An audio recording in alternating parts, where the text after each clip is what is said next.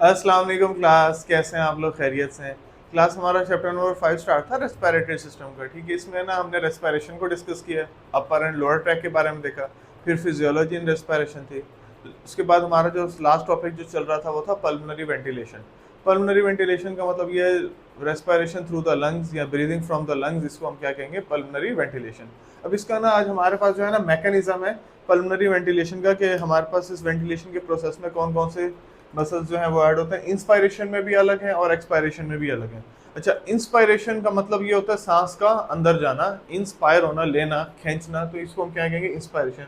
इसमें ना हमारे पास कुछ प्रिंसिपल्स मसल्स हैं, जैसे हमारा ये डायफ्राम है जो ऊपर की लेयर है रिब्स की, इसका सिकुड़ना। अच्छा, इसके अलावा इंटरकोस्टल मसल्स जो हमारे अंदर की रिब्स वगैरह हैं, इनके बारे में बात कर ले, एक्सटर्नल इंटरकोस्टल। उसके अलावा ये कुछ सारे मसल्स के नाम दिए हुए हैं जो हमारी, जो हम फिजियोलॉजी में जो पढ़ रहे हैं तो हमने इनके फंक्शंस के बारे में भी देखना है। तो ये सारे मसल्स हैं जो हमारे ये दो काम करवाते हैं डायफ्राम के।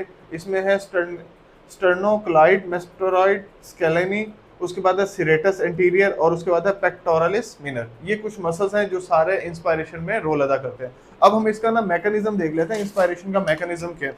सबसे पहले है कॉन्ट्रैक्शन ऑफ डायफ्राम, यानी कि आपके डायफ्राम की जो है वो कॉन्ट्रैक्शन होना स्टार्ट हो गई है, अप एंड डाउन यानी कि मूवमेंट स्टार्ट हो गई है जब आपने इनहेलेशन स्टार्ट किया।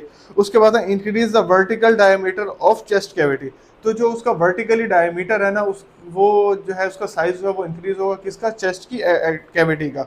उसमें फिर दो चीजें आ गई, कॉन्ट्रैक्ट ऑफ एक्सटर्नल इंटरकोस्टल्स, ठीक है, उसके एक्सटर्नल इंटरकोस्टल। उसके बाद रिब्स जो होंगी पुल्ड अपवर्ड भी होंगी, और जो स्टर्नम होगा पुश्ड फॉरवर्ड होगा, यानी कि जैसे रिब्स ने ऊपर मूव किया तो आपको जो पूरा स्टर्नम है, स्टर्नम लेयर है, वो भी फॉरवर्ड की तरफ मूव होना स्टार्ट हो जाएगी।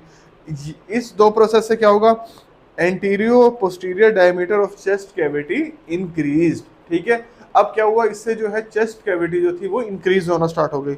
इसमें क्या हुआ? फिर जैसी चेस्ट कैविटी इंक्रीज हुई, आपने सांस को इनहेल किया, आपके लंग्स का साइज बढ़ गया, एक्सपेंशन ऑफ लंग्स। एक point, intra alveolar pressure and intra thoracic pressure decreases, क्योंकि अब वो प्रेशर जो था वो डिक्रीज हो गया, क्योंकि अभी आप इनहेल कर रहे हैं, ठीक है। तो लंग्स का साइज जब इंक्रीज होगा तो थोरैसिक प्रेशर जो होगा और एवियोलर प्रेशर जो होगा वो डिक्रीज होगा। Air moves from atmosphere to the lungs, जो एयर होगी वो एटमॉस्फेयर से मूव कर जाएगी किसके अंदर? आपके लंग्स के अंदर, क्योंकि आपने इनहेलेशन का प्रोसेस जो है वो अप्लाई किया। तो ये क्या हो गया? इंस्पायरेशन हो गया। ये प्रोसेस जो था हमारे पास, इंस्पायरेशन जो था वो कंप्लीट हो गया। अब हमारे पास है एक्सटर्नल। एक्सटर्नल यानी कि एक्सपायरेशन। एक्सपायरेशन में उसने बताया इंटरनल इंटरकोस्टल्स, ठीक है। अब वो इसमें क्या थे? एक्सटर्नल इंटरकोस्टल, ठीक है, यानी कि रिब्स जो थे आपने अंदर की तरफ किए। अब ये हो गए इंटरनल, क्योंकि अब आपने जो है हवा जो है सांस बाहर निकाला। एक्सटर्नल ओब्लिक एब्डोमिन्स, ठीक है, यानी कि एब्डोमिन्स के मसल्स के बारे में बात कर रहे हैं। फिर इंटरनल ओब्लिक एब्डोमिन्स, वो भी आ गए, इंटरनल भी आ गए।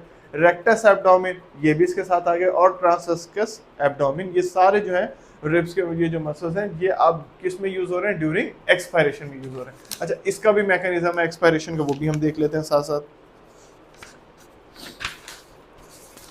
एक्सपायरेशन के मैकेनिज्म में वो क्या होगा? सबसे पहले रिलैक्सेशन ऑफ इंस्पायरेटरी मसल्स, यानी कि जो आपके इंस्पायरेटरी मसल्स हैं उनको जैसे आपने सांस निकाला तो वो मसल्स जो होंगे सबसे पहले जो होंगे वो रिलैक्स होना स्टार्ट हो जाएंगे। उसके बाद है decrease vertical and anterior posterior diameter of chest cavity, और जो आपकी चेस्ट कैविटी की के और जो डायमीटर्स हैं वो सारे डिक्रीज होना स्टार्ट हो जाएंगे।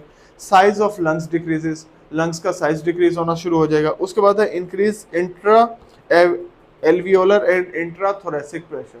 अब क्या होगा?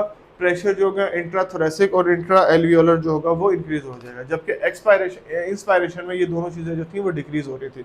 उसके बाद जैसे डिक्रीज होगी तो उसका जो प्रेशर होगा उसका वो बता रहा है 762 मिलीमीटर एचजी तक, उसका मरकरी तक प्रेशर चला जाएगा। Air moves from lungs alveoli toward atmosphere. अब इंस्पायरेशन में क्या हो रहा था? एटमॉस्फेयर से लंग्स जो थी वो आपके हवा जो थी वो आपके लंग्स तक जा रही थी। अब ये क्या हो रहा है? लंग्स ने हवा बाहर निकाल दी, किसकी तरफ? एटमॉस्फेयर की तरफ। रिवर्स प्रोसेस हो गया, ठीक है। अब इस प्रोसेस को हमने क्या कह दी? एक्सपायरेशन कह दी, यानी जो हमारे पास एक्सपायरेशन का प्रोसेस था वो कंप्लीट। अब हमारे पास मैकेनिज्म ऑफ पल्मोनरी वेंटिलेशन में दो स्टेप आ गए, इंस्पायरेशन एंड एक्सपायरेशन। इंस्पायरेशन में हमने इंस्पायरेशन के मसल्स देख लिए, एक्सपायरेशन में हमने कुछ एक्सपायरेशन के मसल देखे। इंस्पायरेशन में जो हमारा मैकेनिज्म था उसमें हमने देख लिया कि हमारे मसल्स कुछ रिलैक्स हो रहे थे, कुछ कॉन्ट्रैक्ट कर रहे थे। रिब्स जो हवा एयर थी वो एटमॉस्फेयर से हमारे लंग्स की तरफ जा रही थी, जबकि एक्सपायरेशन जो था वो हमारा टोटल ऑपोजिट प्रोसेस था। जो सारे स्टेप्स इसमें हो रहे थे रिलैक्स, वो सारे इसमें कॉन्ट्रैक्ट होंगे, जो इसमें कॉन्ट्रैक्ट हो रहे थे वो इसमें जाके रिलैक्स होंगे। एल्वियोलर प्रेशर भी इसमें जो होगा वो इंक्रीज हो जाएगा, जबकि इसमें एल्वियोलर प्रेशर जो था वो डिक्रीज था। अब इसमें क्या होगा, जो हवा होगी ना वो लंग से निकल कर बाहर किसकी तरफ जाएगी, एटमॉस्फेयर की तरफ चली जाएगी, तो वो हमारे पास क्या हो जाएगा, एक्सपायरेशन का प्रोसेस। तो ये क्लास ये जो था हमारे पास मैकेनिज्म ऑफ पल्मोनरी वेंटिलेशन जो है वो टॉपिक कंप्लीट हो जाता है। Thank you so much class.